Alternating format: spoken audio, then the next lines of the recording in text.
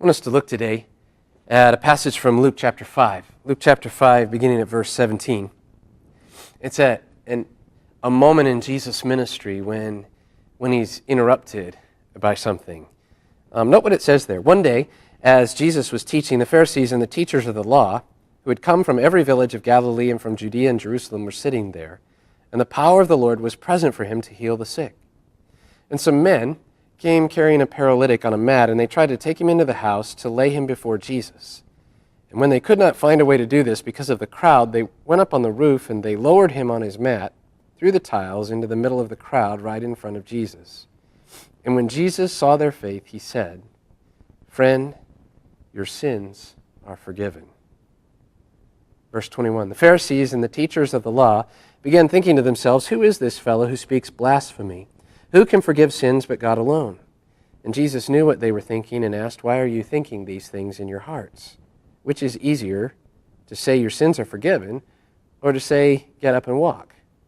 But that you may know that the Son of Man has authority on earth to forgive sins," he said to the paralyzed man, "I tell you, get up, take up your mat, and go home." And immediately he stood up in front of them and took what he had been lying on and went home, praising God. And everyone was amazed and gave praise to God, and they were filled with awe, and they said, "We have seen remarkable things today." This was a huge interruption in Jesus' life and ministry. And I don't know that there are many of us that really enjoy interruptions. In fact, most of the time we find them rather annoying, if not just downright maddening. I can think of a few exceptions. My son usually isn't bothered by the fact that you interrupt him when he's trying to do homework. He'd pretty much rather do just about anything besides homework. Grandma calls on the phone. "Oh, I'll talk to Grandma," and she'll say something about, "Well, I ought to get off and let you get back to your homework." No, we'll talk forever." Interruption, in the case of homework, is probably not too annoying to him. But for most of us, if we're trying to get something done, we find an interruption maddening, frustrating. And we usually think of them as a problem, as something that interrupts what it is that we really are trying to do. And to be sure, most of the time we're trying to accomplish something. But the more significant or the more important to us, whatever that task is that we're trying to accomplish, the more angry we get when we're interrupted. One of the things I'm struck by, though, in the ministry of Jesus is that often he was interrupted. And often some of these critical, meaningful accomplishments in the lives of others come because Jesus actually takes advantage of that opportunity. Jesus seizes the moment and uses it to teach, or in this case to heal. He uses it as a significant way of furthering his purpose. The interruption becomes something of an opportunity for him. We want to start a series today in Vibe that really takes that into consideration. What would happen in our lives and work if we saw the interruptions as opportunities to have an impact in the lives of others? Today we look at one of those interruptions, a time when a man's friends decided it was time to climb up on the roof.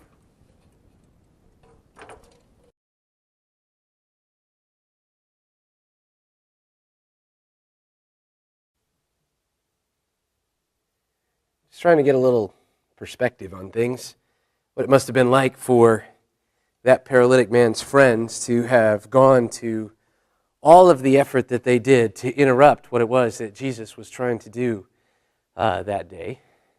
Because it really was an interruption. Jesus was there in this house. He was teaching. The people that were gathered there were told that there was a large crowd. People were there from all over the place. The room was bustling full, and so much so that we're told in the text that the man and his friends, they couldn't even get into the house through the crowd that was there. We're also told in the text that there were some pretty important people who were there as a part of that. And the Pharisees from several of the surrounding areas, important, learned, academic types who were there soaking up and perhaps even kind of checking up a little bit on the teaching of Jesus and all of that. And so these men can't get their friend into the house, and so they go to the lengths of going up on the roof, and then they start putting a hole in the roof. And it seems like a small thing here, but for them that meant removing tiles and digging through the mud that was there, all so that they could get their friend, this paralyzed man, right down in front of Jesus in the room. Disrupt everything that was going on so they could put their friend right there in front of Jesus. That's a lot of effort. That's a lot of work. All for the sake of interrupting what it was that Jesus was doing in that time. So what do we learn from those guys? In this series on Pardon the Interruption, we want to each week look at what do we learn from the person that interrupted Jesus. And so I want to start with that question. What do we learn from the four friends that bring this paralyzed man to Jesus, who go through all the trouble of putting a hole in the roof so they can lower him down there, get him in front of Jesus? And I think what we learn in all of that is that faith involves acting on conviction. Because when Jesus is at the opposite end of this whole deal, and he looks at the man who's there in front of him, and he looks up at the four friends who are peeking now through the hole in the roof, and we're told there in verse 20 that when Jesus saw their faith, so in all of the things that they did, going up on the roof, creating the hole in the roof, lowering this man down, even getting the man here, all of that effort tells us that faith involves acting on our conviction. Because these men did everything that they could to get their friend in front of Jesus because they believed that Jesus could do something about that man's condition. They believed he could make a difference in that.